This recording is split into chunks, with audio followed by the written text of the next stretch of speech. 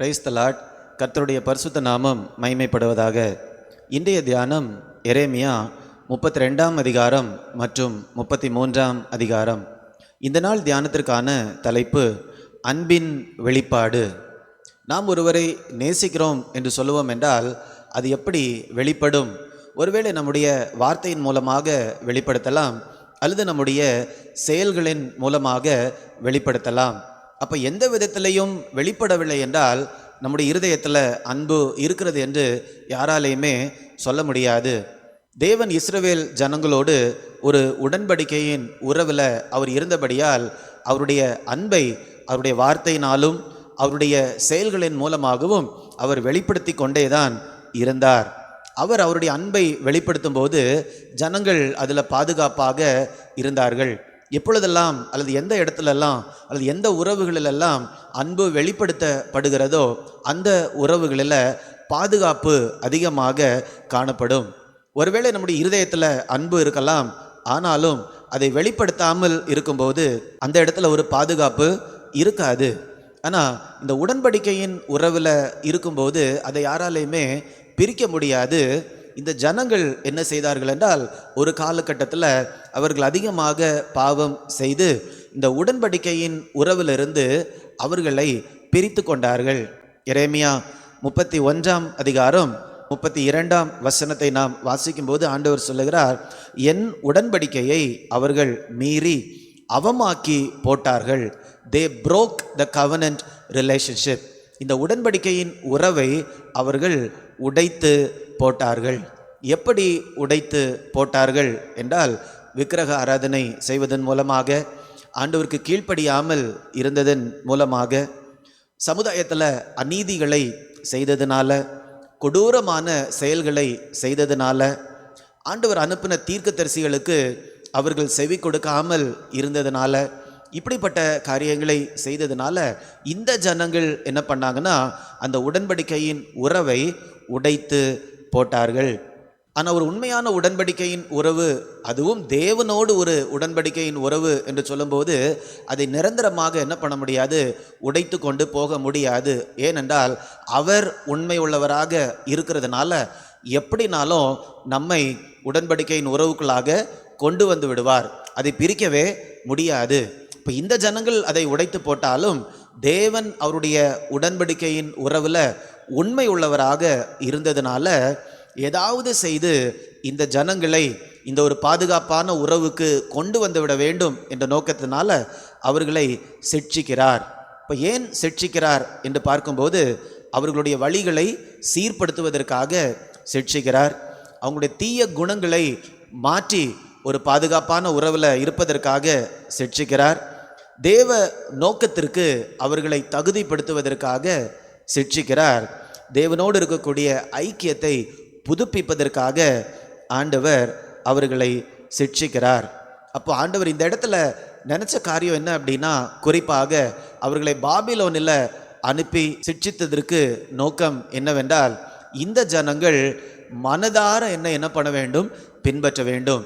அவங்க உண்மையான இருதயத்தோடு என்னை பின்பற்ற வேண்டும். அந்த காரியத்திற்காக தான் ஆண்டவர் அவர்களை என்ன பண்ணுகிறார், தண்டிக்கிறார். பாபிலோனில் 70 வருடங்கள் அவர்கள் அங்கே போக வேண்டிய சூழ்நிலை ஏற்பட்டது. ஆனால் இன்னைக்கு நம்ம குறிப்பாக இந்த தியான பகுதியில் ஆண்டவருடைய ஒரு சுபாவத்தை நாம் கவனிக்க போகிறோம்.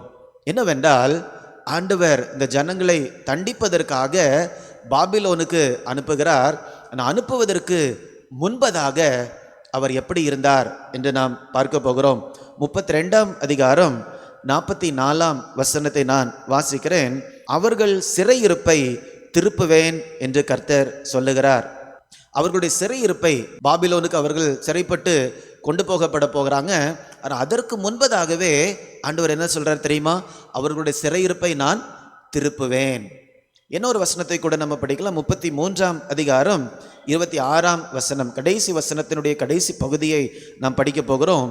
அவர்களுடைய சிறையிருப்பை நான் திருப்பி அவர்களுக்கு இறங்குவேன் என்று கர்த்தர் சொல்லுகிறார்.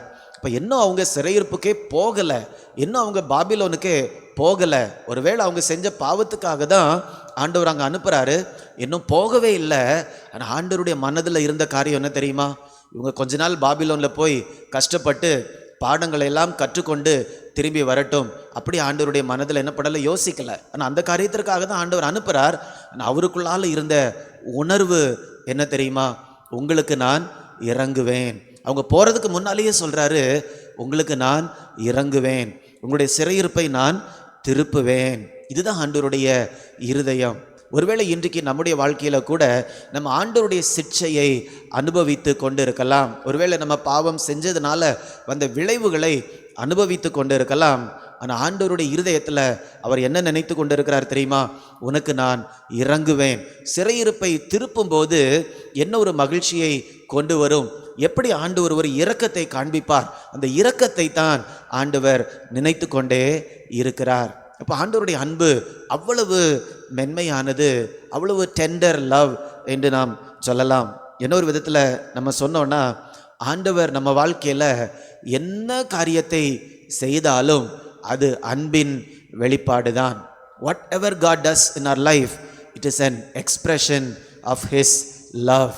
நம்ம ஆண்டவருடைய அன்பை கேள்வி கேட்க வேண்டிய அவசியமே இல்லை, அல்லது ஆண்டவர் நம்மை நடத்தக்கூடிய விதங்களை நம்ம கேள்வி கேட்க வேண்டிய அவசியமே இல்லை. ஏனென்றால் கடிந்து கொள்ளும் போதும் கூட ஆண்டவர் அவருடைய இரக்கத்தை தான் அவருடைய மனதில் வைத்து கொண்டே இருக்கிறார். அந்த அளவுக்கு நம்மை நேசிக்கக்கூடிய தேவனாக இருக்கிறார். இன்றைக்கு ஆண்டவருடைய அன்பை உங்களுக்கு வெளிப்படுத்தி கொண்டுதான் இருக்கிறார். அதை நீங்கள் புரிந்து கொண்டு இருக்கிறீர்களா? அதை நீங்கள் அறிந்து கொண்டு இருக்கிறீர்களா? ஒருவேளை கடினமான பாதையில் நீங்கள் போய்கொண்டு இருந்தாலும் அந்த பாதையில் ஆண்டவருடைய அன்பை, அன்பின் கயிறுகளால் உங்களை நான் கட்டி இழுப்பேன் என்று ஆண்டவர் சொல்லியிருக்கிறாரே. இந்த வனாந்திரத்தில் நயம் காட்டி உங்களை வருந்தி இழுத்து கொள்ளுவேன் என்று ஆண்டவர் சொல்லியிருக்கிறாரே. அநாதி ஸ்நேகத்தினால உன்னை சிநேகித்தேன், காருண்யத்தினால உன்னை இழுத்து கொள்ளுவேன் என்று ஆண்டவர் சொல்லியிருக்கிறாரே. உங்களுடைய வாழ்க்கையில் கடினமான பகுதியாக இருக்கலாம், எளிமையான பகுதியாக இருக்கலாம், ஆண்டவருடைய அன்பின் வெளிப்பாடை உணர்ந்து கொண்டு இருக்கிறீங்களா? நாம் ஜெபிக்கலாமா? அன்பின் ஆண்டவரே, உம்முடைய அன்பை வெளிப்படுத்தக்கூடிய தேவனாக இருக்கிறீர். உடைய வார்த்தையினாலும் செயலினாலும் உம்முடைய அன்பை நீங்கள் வெளிப்படுத்தி கொண்டே இருக்கிறீங்கப்பா. எங்கள் வாழ்க்கையில் எப்படிப்பட்ட சூழ்நிலையில் நாங்கள் போனாலும் உம்முடைய அன்பை அந்த இடத்துல புரிந்து கொள்ள ஆண்டவர் கிருபை தரும்படியாய் ஜெபிக்கிறேன். உம்முடைய அன்புக்கு நாங்கள் ஒருபோதும் தூரமானவர்களாக காணப்படாதபடிக்கு உம்முடைய அன்பின் வெளிப்பாட்டை ஒவ்வொரு நாளும் நாங்கள் உணர்ந்து அறிந்து அந்த ஒரு உணர்வோடு உம்மை நாங்கள் பின்பற்ற கிருபை தரும்படியாய் ஜெபிக்கிறேன். உம்முடைய அன்பினால் நாங்கள் ஒவ்வொருவரும் எப்பொழுதும் நிரப்பப்பட்டு கொண்டிருக்க ஆண்டவர் கிருபை தரும்படியாய் ஜெபிக்கிறேன். மீட்பர் இயேசுவின் மூலம் கேட்கிறேன் நல்ல பிதாவே, ஆமேன், ஆமேன். God bless you. God bless you.